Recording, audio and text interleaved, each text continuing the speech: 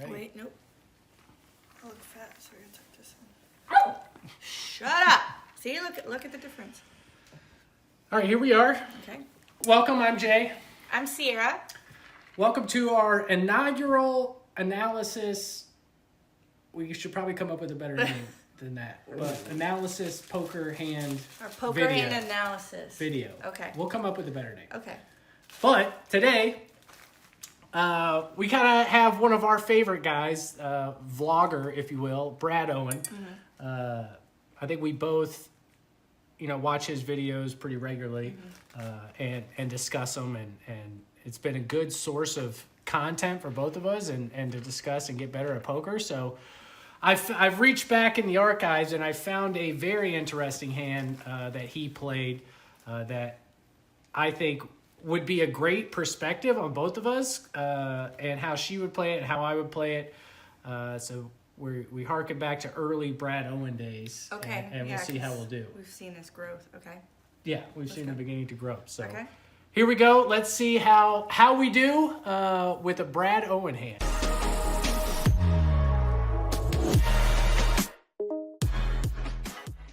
All right, here we go.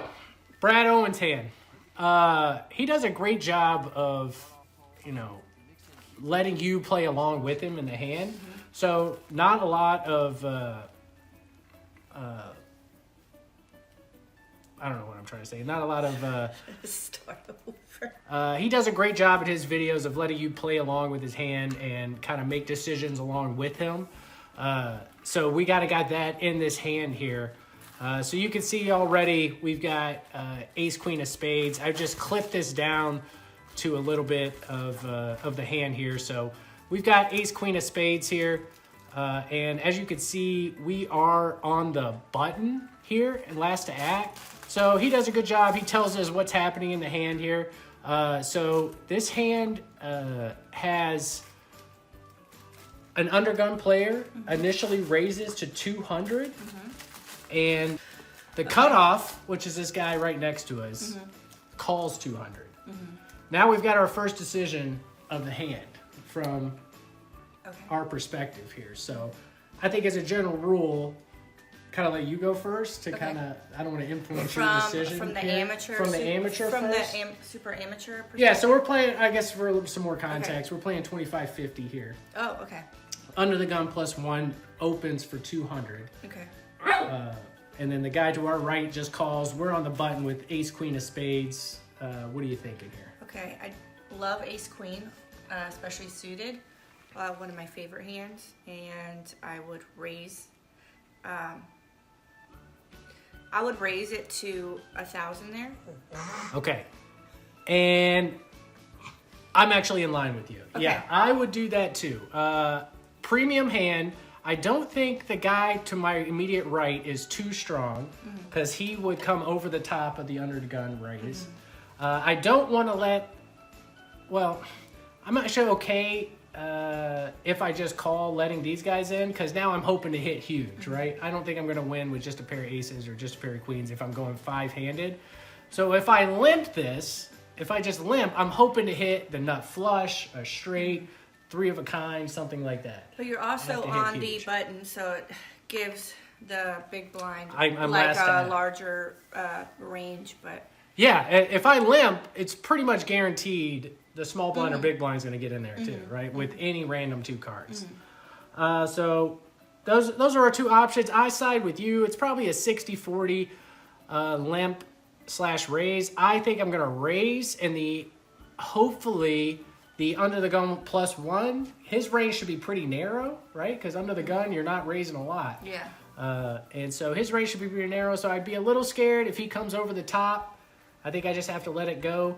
But hopefully he just calls and we're heads up with my ace, queen of spades. And then from my perspective, if these are the blinds, and I think that's a very small raise from early position. If you have a really, really strong hand, you just want to yeah. That's just how I think. But can we pause? Need spaghetti on the pot. God, babe, you're killing. All right, we're back. Spaghetti in the boil pot thing. Lady got a toy. We'll see what a better player than us, Brad Owen, decides to do here. He actually decides to limp, right? And probably for a lot of the reasons that we were talking about, he decides to limp. Does let the big blind come in, so now there's 4 players. So now I think we're in a position we really have to hit our hand, right? There's big blinds in, could have any 2 cards. Under the gun +1, could still have aces, kings, queens, jacks, anything like that. We don't know what the cutoff has, probably pocket pair to kind of Broadway. So we don't really know where we're at. We're really hoping to hit our hand. With a flop of 8-4-3, wouldn't say it does that, right? Not much going on for us there. So I think, what's your thoughts here? There's no action yet. Okay. So I need to see the action before I make my... That's probably a good point. You should see what happens around. All right, so there you go. Under the gun, so the big blind checks. Under the gun 1 checks. Guy to our right just checks. What do you think? Checked around to us. We're on the button. Okay. Here I would make a half pot size bet. What's your reasoning? And my reasoning is, there's backdoor flush. I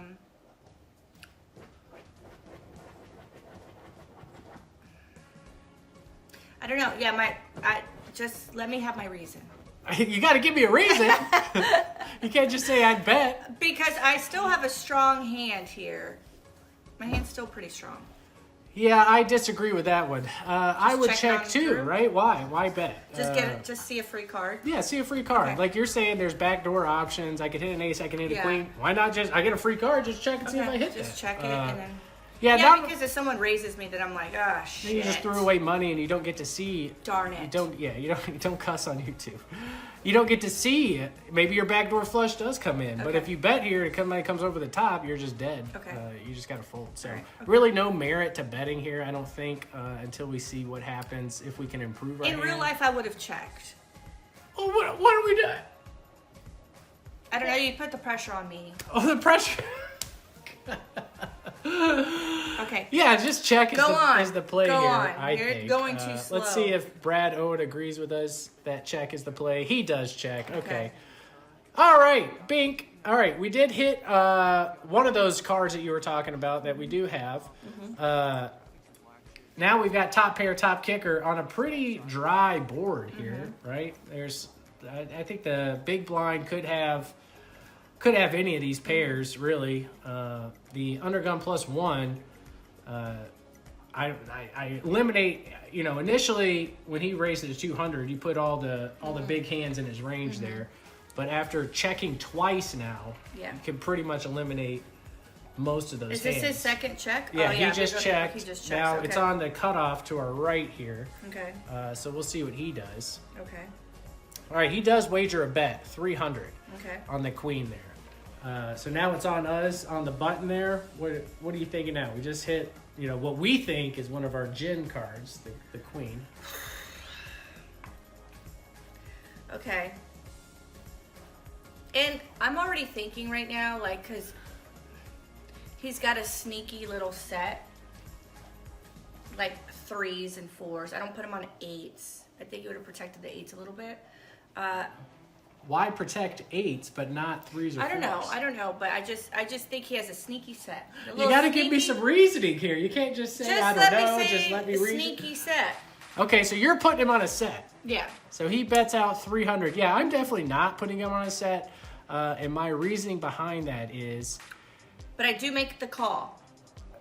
So you put him on a set and you're drawing dead, but you make the call. Because, again, not totally for sure that he has... So you're just... I'm not there playing with these people. I don't know how they play. So this is just, it just depends.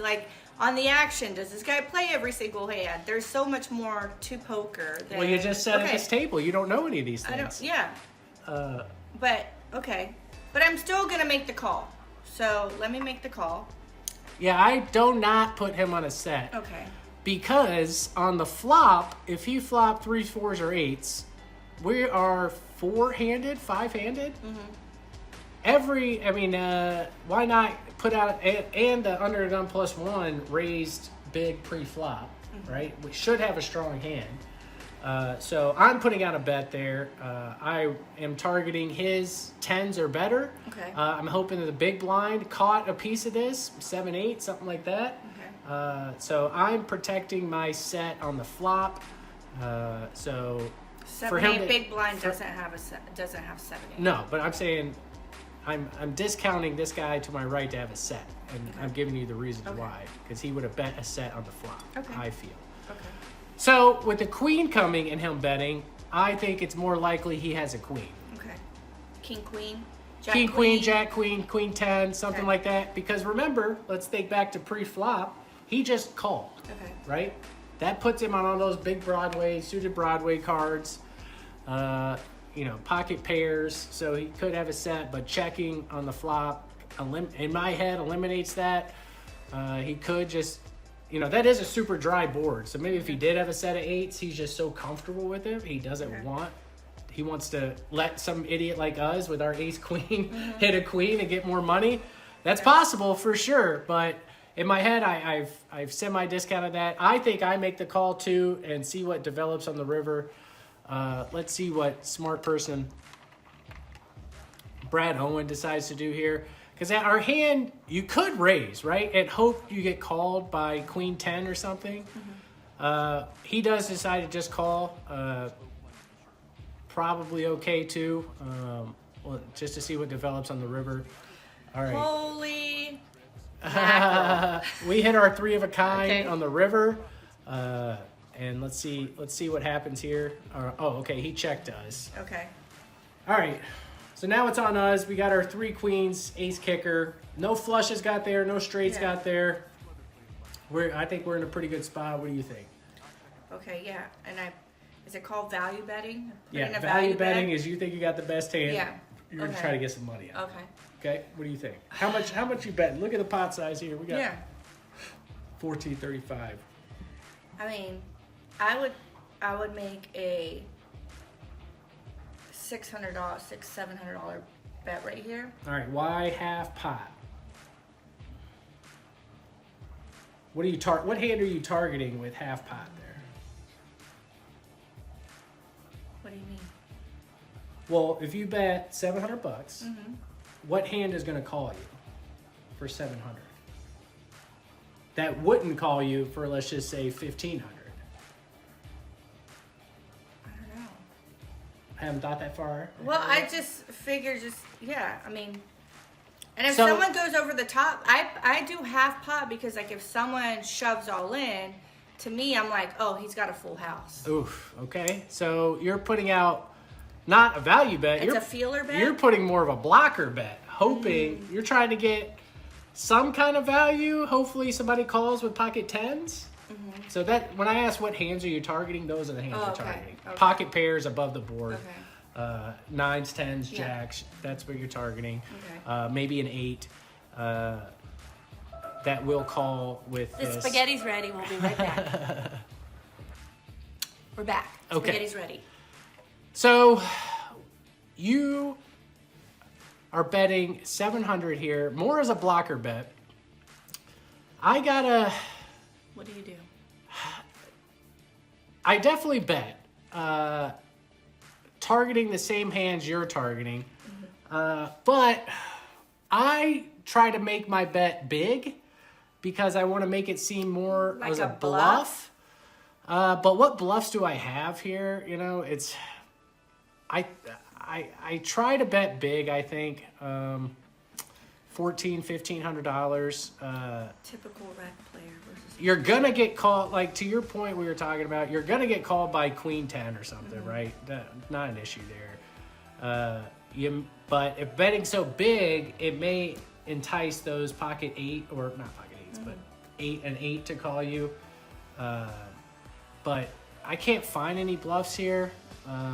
Because like if that queen on the turn instead of the queen of diamonds was the queen of spades, right? And I have ace queen of spades, and if it's like a deuce of hearts in the river, right? I could be bluffing with the missed flush draw, but not a lot of bluffs on this board. But I think I bet big, hoping to get called by a queen and possibly a pair.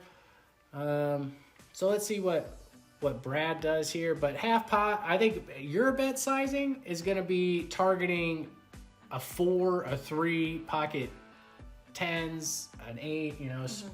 I'm targeting like a queen or a bigger pair. But so I mean, I don't think either one is wrong. Just targeting different hands, because if I bet big, then those small pairs are just going to fold because it's not worth it. Okay, 1100. Brad got it, goes in the middle of both of us. It bets 1100. Still a pretty big bet size. 80% of the pot, 90% of the pot. So let's see what our opponent does here. If he's gonna make the call or fold or raise here. Ooh. See, there you go. I knew Oof. it. Did I know that? I knew Big, it. big, I knew big it. bet there to 3,700.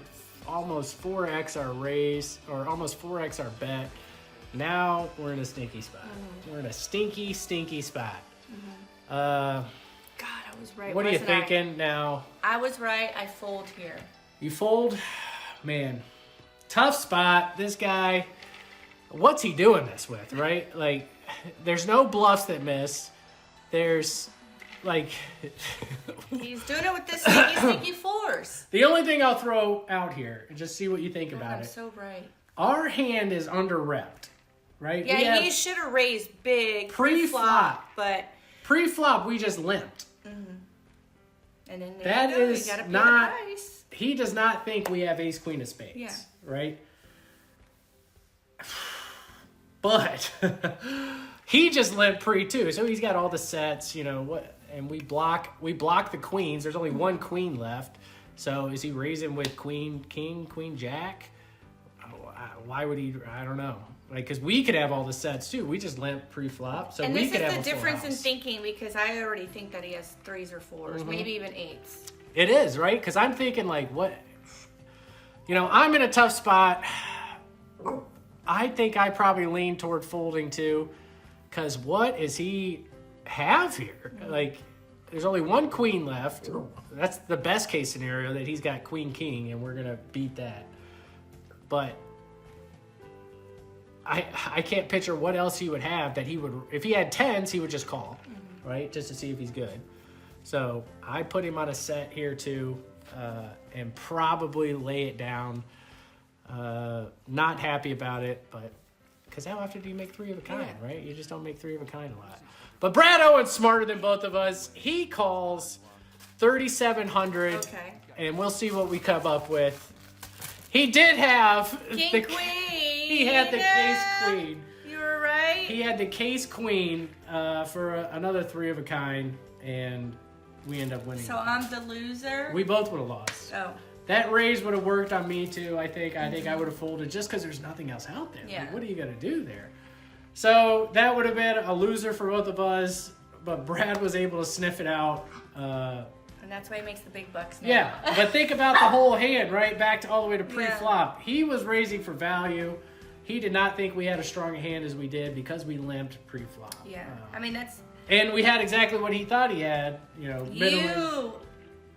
Because he you just called that. the 200 Yeah, pre-flop. you called Yeah. the king, queen, jack, queen. I was like sneaky deaky little set there. Yeah. But I think since I play 1-3 and 2-5, that's how they play. Yeah, you're right. Yeah, I think a 1-3 player would jam that Yeah. river too with Yeah. that, right? Yeah. They don't put us on that either. Yeah. So So we would have lost. Brad won. That's why he's there, and we're sitting on a couch. Yeah. So good hand though overall. I thought that was a good thinking hand all the way through it. Good to get your reasoning. So that's video 1. that's video number 1. All right. Many more to come. Time to eat some spaghetti.